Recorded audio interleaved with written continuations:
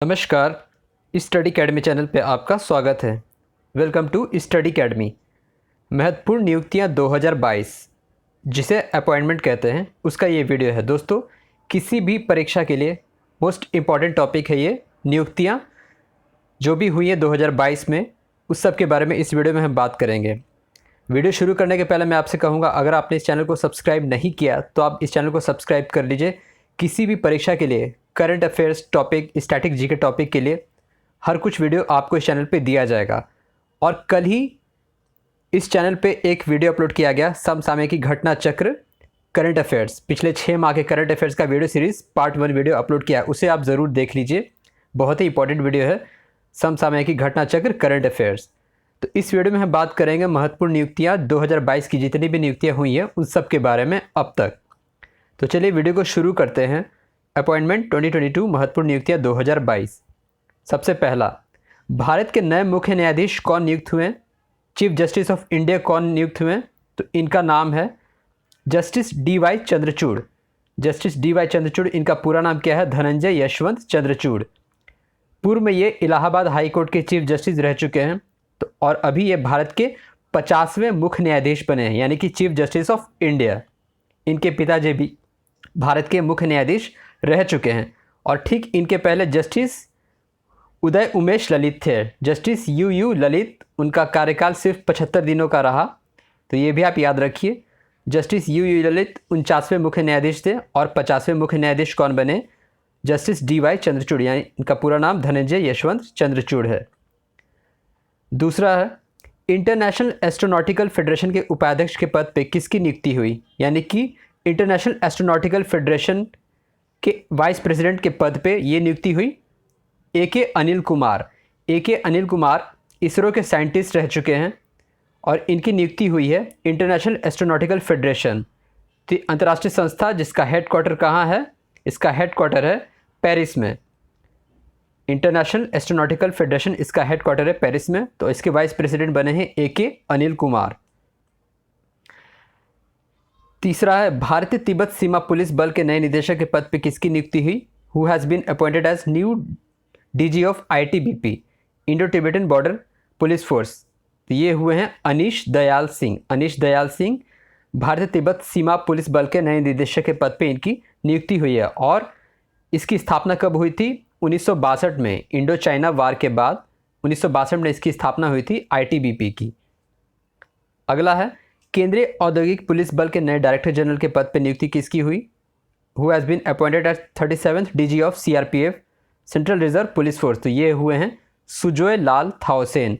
सुजोय लाल थाउसेन ये बने हैं केंद्रीय औद्योगिक पुलिस बल के नए डायरेक्टर जनरल। और बात करें सीआरपीएफ, तो इसकी स्थापना हुई थी 1939 में, 1939 में इसकी स्थापना हुई थी।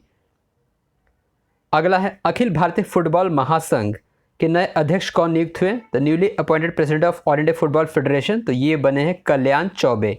कल्याण चौबे बने हैं ऑल इंडिया फुटबॉल फेडरेशन के नए अध्यक्ष। भारत के नए महान्यायवादी के पद पे कौन नियुक्त हुए हैं? द न्यूली अपॉइंटेड, जिसे हम कहते हैं attorney general, attorney general of India, ये बने हैं are Venkat Ramani. Are Venkat रमणी ये भारत के 16वें महान्यायवादी हैं, यानी कि अटॉर्नी जनरल। अनुच्छेद 76 के तहत अटॉर्नी जनरल की नियुक्ति होती है। अटॉर्नी जनरल एक पद है भारत में महान्यायवादी, the highest law officer of country इसे कहा जाता है, महान्यायवादी। तो ये बने हैं आर वेंकट रमणी।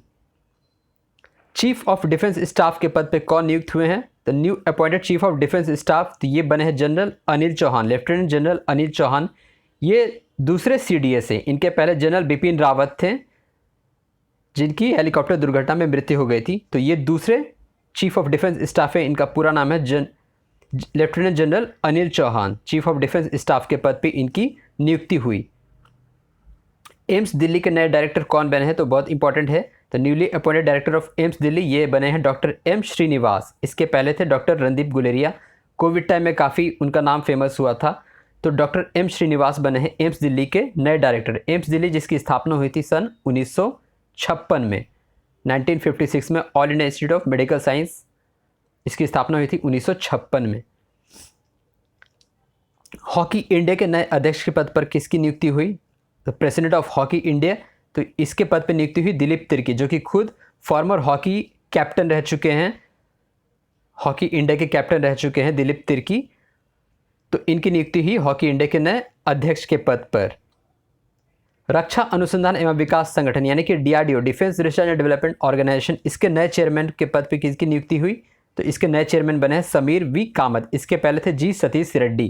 तो समीर वी कामत बने हैं रक्षा अनुसंधान एवं विकास संगठन के नए चेयरमैन। और बात करें DRDO, तो इसकी स्थापना हुई थी 1 जनवरी 1958, 1958 को इसकी स्थापना हुई थी। हेडक्वार्टर इसका कहाँ है? नई दिल्ली में, न्यू दिल्ली में हेडक्वार्टर है DRDO का। तो ये भी आप याद रखिए। इसके नए चेयरमैन बने हैं समीर वी कामत। राष्ट्रपति द्रौपदी मुर्मू के नए सचिव के पद पर कौन नियुक्त हुए हैं? राजेश वर्मा। तो ये नए सेक्रेटरी बने हैं प्रेसिडेंट के, राजेश वर्मा। और प्रेसिडेंट के बारे में तो आप जानते ही हैं, भारत की नई राष्ट्रपति जो कि पहली ट्राइबल वुमेन प्रेसिडेंट है द्रौपदी मुर्मू। तो उनके नए सचिव के पद पे बने हैं राजेश वर्मा। ठीक है, अगला है लेखा महानियंत्रक पद का मुख्य किसे नियुक्त किया गया, यानी कि कंट्रोलर जनरल ऑफ अकाउंट्स। तो इसके पद पे अपॉइंटमेंट हुआ है भारती दास। तो भारती दास जो महिला है, इनकी नियुक्ति हुई है कंट्रोलर जनरल ऑफ अकाउंट्स यानी कि लेखा महानियंत्रक पद के पद पे। RBI के सेंट्रल बोर्ड के डायरेक्टर पे किनकी नियुक्ति हुई? तो रिजर्व बैंक ऑफ इंडिया के सेंट्रल बोर्ड ऑफ डायरेक्टर के पद पे नियुक्ति हुई Sanjay Malhotra. RBI reserve bank of India जो भारत का केंद्रीय बैंक है, इसके गवर्नर कौन है? Shaktikanta Das.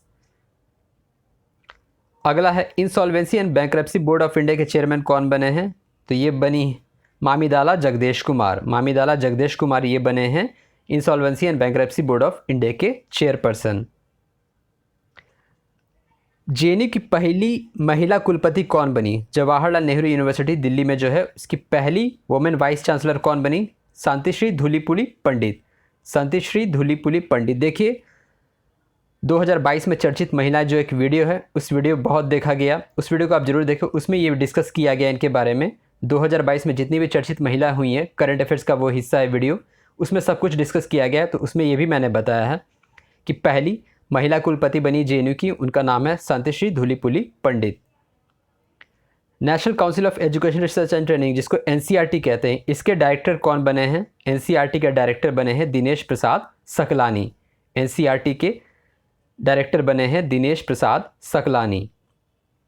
Staff selection commission SSC के चेयरमैन के पद पे किनकी नियुक्ति हुई? S किशोर।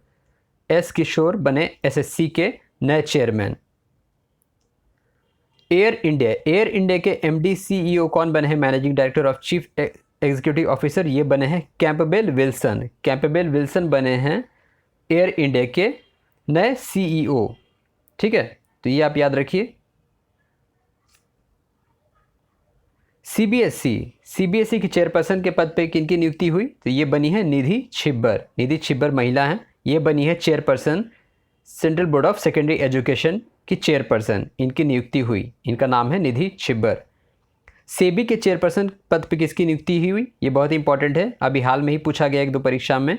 तो SEBI security and exchange board of India जो कि मार्केट को रेगुलेट करता है, तो इसकी अध्यक्ष बनी है, चेयरमैन बनी है मधाबी पूरीबुच। पहली महिला चेयरपर्सन बनी मधाबी पूरीबुच सेबी की, security and exchange board of India.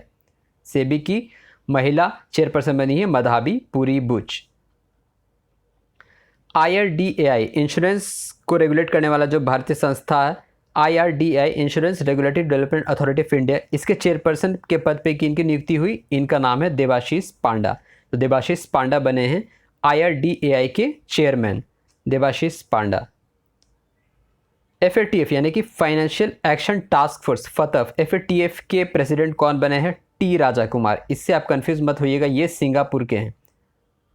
तो अभी हाल ही में FATF ने, फाइनेंशियल एक्शन टास्क फोर्स ने पाकिस्तान को ग्रे लिस्ट से बाहर किया। तो टेरर फंडिंग में क्या होता है उसको ये निगरानी करता है financial action task force FATF। इसका हेडक्वार्टर है फ्रांस में। तो FATF के नए प्रेसिडेंट बने हैं T Raja Kumar. Jet Airways के CEO के पद पर नियुक्ति किनकी हुई है? संजीव कपूर। संजीव कपूर की नियुक्ति हुई है जेट एयरवेज के CEO के पद पे। TCS टाटा कंसल्टेंसी सर्विसेज के MD CEO के पद पर नियुक्ति किन की हुई है? इनका नाम है Rajesh Gopinathan.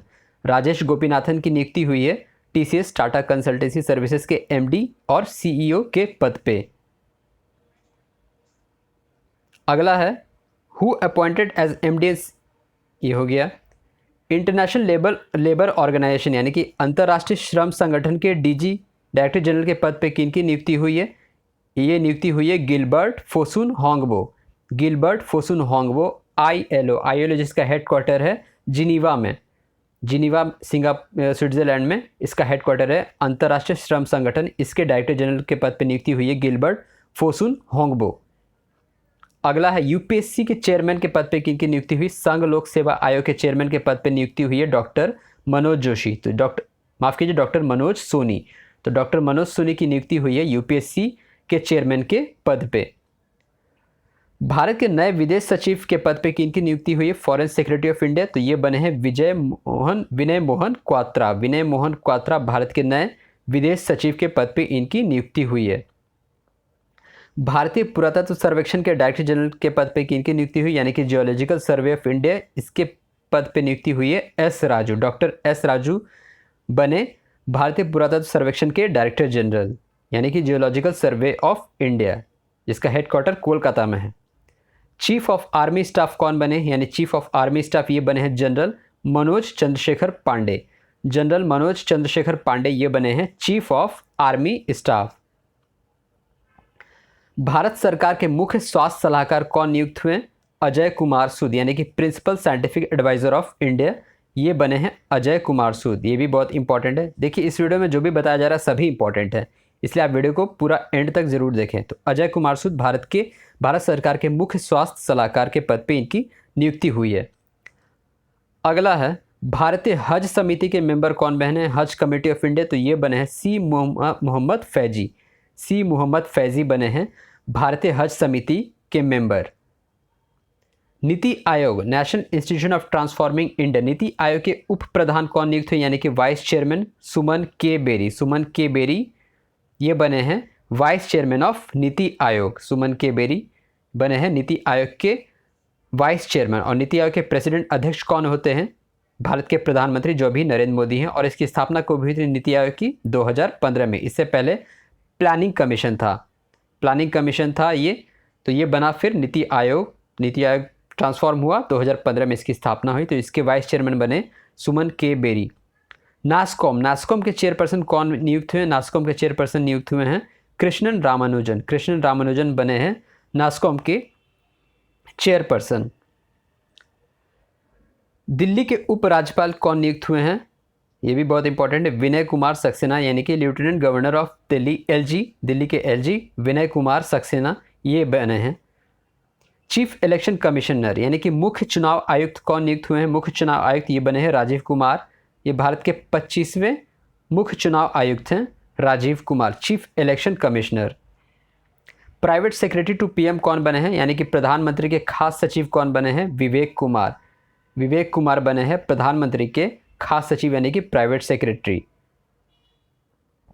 Confederation of Indian industry यानी कि भारतीय प्रतिस्पर्धा आयोग के अध्यक्ष के पद पर किनकी नियुक्ति हुई? ये हुई है संजीव बजाज की। तो संजीव बजाज बने हैं भारतीय प्रतिस्पर्धा आयोग के अध्यक्ष यानी कि confederation of Indian industry CII जिसे शॉर्ट फॉर्म में कहते हैं। एडवाइजर टू PM यानी कि प्रधानमंत्री के सलाहकार के पद पर किनकी नियुक्ति हुई? तरुण कपूर IAS कैडर के रहते हैं ये सब जो भी एडवाइज़र होते हैं।